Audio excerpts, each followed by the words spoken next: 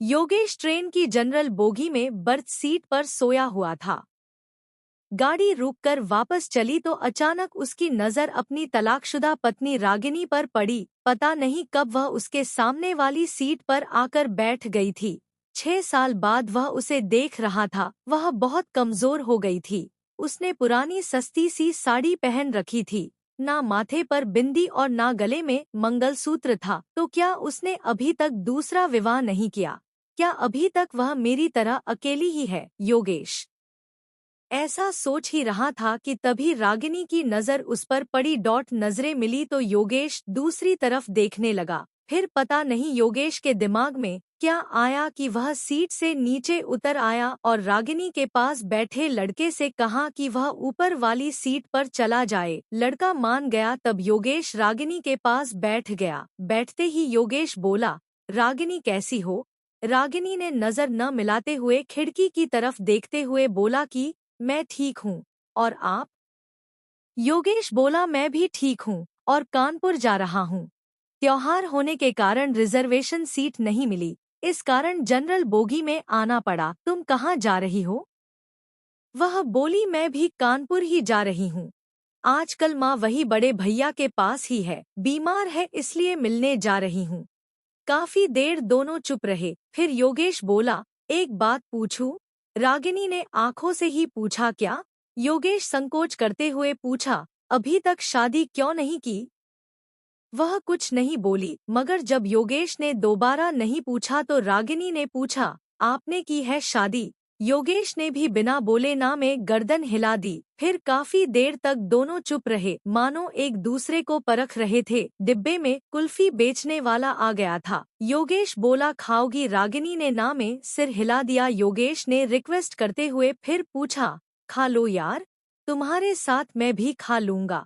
जानता हूँ तुम्हारी सबसे बड़ी कमजोरी कुल्फी है। वह थोड़ा मुस्कुराई तो योगेश ने महसूस किया कि वह अपनी आंखों से बहने वाली आंसुओं को समेटने का प्रयास कर रही है। 5 साल उसके साथ रहा था। जब वह अपने आंसुओं को समेटने का प्रयास करती थी तो ऐसे ही मुस्कुराया करती थी। योगेश दूसरी तरफ देखने लगा तो रागिनी चुपके से अपनी आंसुओं को पोंछने लगी। फिर वह सहज होकर बोली, एक शर्त पर खाऊंगी। योगेश बोला, क्या शर्त है? तो रागिनी बोली, पैसे मैं दूंगी। योगेश कुछ नहीं बोला। फिर रागिनी ने 2 कुल्फियां खरीद ली और एक कुल्फी योगेश को देते हुए बोली, अब मैं भी कमाने लगी हूँ। एक प्राइवेट स्कूल में पढ़ाती हूँ। महीने के 10,000 मिलते हैं।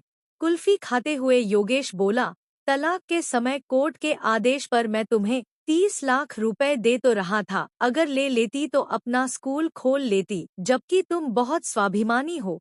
इस जमाने में पैसे के बिना कुछ नहीं होता। वह हंसकर बोली, अगर ले लेती तो अपनी जमीर को क्या जवाब देती? तो ये जमीर रोज कहता कि जिसे छोड़कर आई हो उसी के सहारे पल रही हो।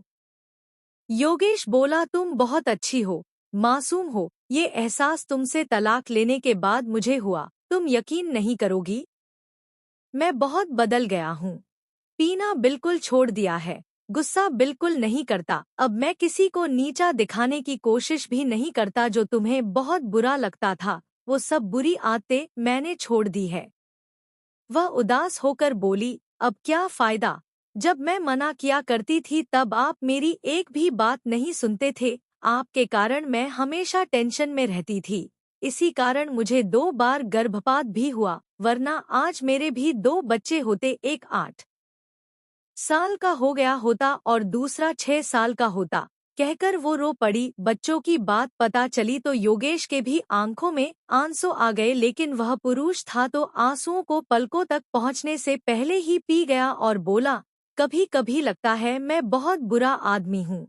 मैंने कभी रिश्तों की कदर नहीं की, उसी की सजा झेल रहा हूँ। आज बिल्कुल अकेला हो गया हूँ।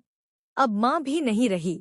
माँ के होने पर रागिनी को बड़ा दुख हुआ और बोली, माँ को भली चंगी छोड़ कर आई थी, उनको क्या हो गया था? इस बार योगेश भावुकतावश अपने आंसुओं को नहीं रोक पाया और बोला, वो तुम्हें हर दिन याद करती थी। बोलती थी बहू को वापस घर ले आओ। मैं उन्हें कैसे समझाता कि तलाक के बाद बहुएं वापस घर नहीं आती। फिर दोनों के बीच चुप्पी छा गई थी। कानपुर आ गया था, स्टेशन आने वाला था। योगेश बोला, वापस कब जाओगी? रागिनी बोली, आज रात यही रुकूंगी, कल की सुबह की ट्रेन से वापस जाऊंगी। फिर वही खड़ी हो गई। योगेश भी खड़ा हो गया और पूछा, कितने बजे वाली ट्रेन से वापस जाओगी? रागिनी बोली, हम गरीब लोग हैं, रिजर्वेशन नहीं करा पता है, जनरल डिब्बे में सफर करते हैं, इसलिए जो भी ट्रेन मिलती है टिकट लेकर चढ़ जाते हैं। इतना कहकर वह नीचे उतर गई। योगेश अपना सूटकेस संभालता हुआ उसके पीछे लपका और बोला, अगर मैं रिजर्वेशन की 2 टिकटें ले लूं तो मुझे पता है कि तुम मेरे साथ नहीं चलोगी, लेकिन मैं तुम्हारे साथ सफर करना चाहता हूँ। जनरल में ही चल लूंगा। बताओ कितने बजे यहाँ मिलोगी? रागिनी ऑटो में बैठती हुई बोली, 9 बजे यहाँ मिलूंगी। फिर उसके देखते देखते ऑटो आंखों से ओझल हो गया। योगेश कानपुर 2 दिन के लिए आया था, मगर रागिनी का साथ पाने के लिए उसने अपना शेड्यूल बदल लिया। उसने जल्दी से अपने बिजनेस का काम पूरा किया और अगले दिन सुबह 8:30 बजे ही स्टेशन आ गया। रागिनी 9 की जगह 10 बजे स्टेशन पहुंची और बोली, आप अभी तक यहीं पर हो?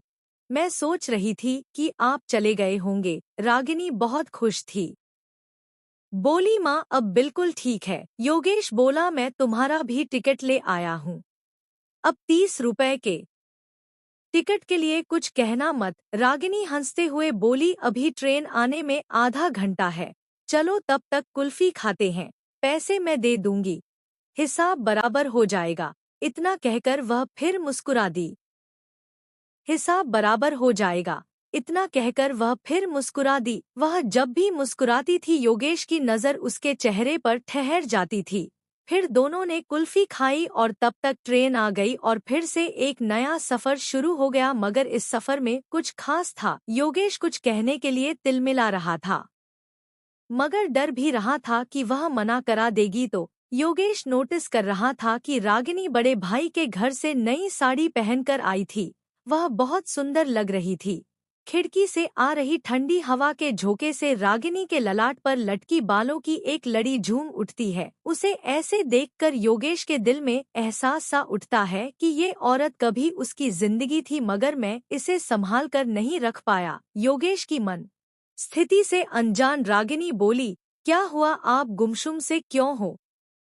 दोस्त बनकर ही सही कुछ बात तो कर लो। योगेश बोला, मुझे दोस्ती नहीं चाहिए।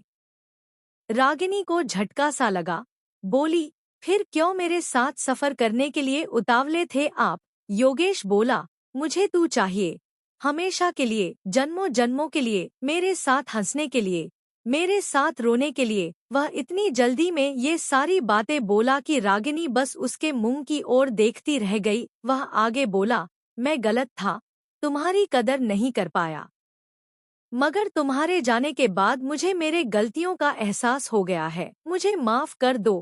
कहकर वह रो पड़ा। रागिनी चुप हो गई, बस उसके चेहरे की तरफ देखे जा रही थी। योगेश उसके दोनों हाथ पकड़कर बोला, मुझे माफ कर दे यार, मैं वादा करता हूँ अब कभी भी तुम्हारे आंसुओं की वजह नहीं बनूंगा, तू जो कहेगी वही करूंगा, प्लीज लौट आ। रागिनी ने माथे पर साड़ी थोड़ी सी पीछे सरकाई और बोली, इधर देखिए जरा। योगेश ने देखा रागिनी ने मांग भर रखी थी।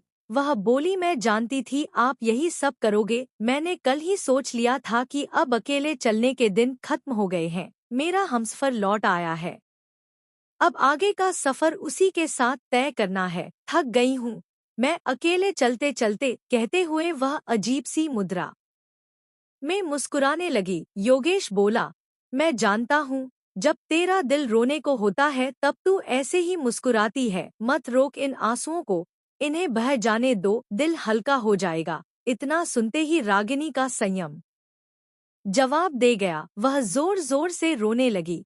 पूरे डिब्बे के लोग उन्हें देखने लगे, मगर रागिनी ने लोगों की परवाह नहीं की। वह योगेश के कंधे पर सर रखकर रोती रही। कुछ देर बाद रागिनी का गांव आ गया। गाड़ी कुछ पल रुकी, फिर चल पड़ी। रागिनी को अब वहां उतरना ही नहीं था। जिंदगी में एक नया सफर फिर से शुरू हो गया। अब उसकी मंजिल मायका नहीं पिया का घर था, जो वर्षों से उसके लौटने का इंतजार कर रहा था। वह अब भी योगेश के कंधे पर सर रखी थी, आंखें बंद कर मंद मंद मुस्कुरा रही थी, एक मासूम बच्चे की तरह। कहानी कैसी लगी कमेंट करके जरूर बताएं। कहानी अच्छी लगी हो तो वीडियो को प्लीज लाइक कर दीजिए, शेयर कर दीजिए। धन्यवाद।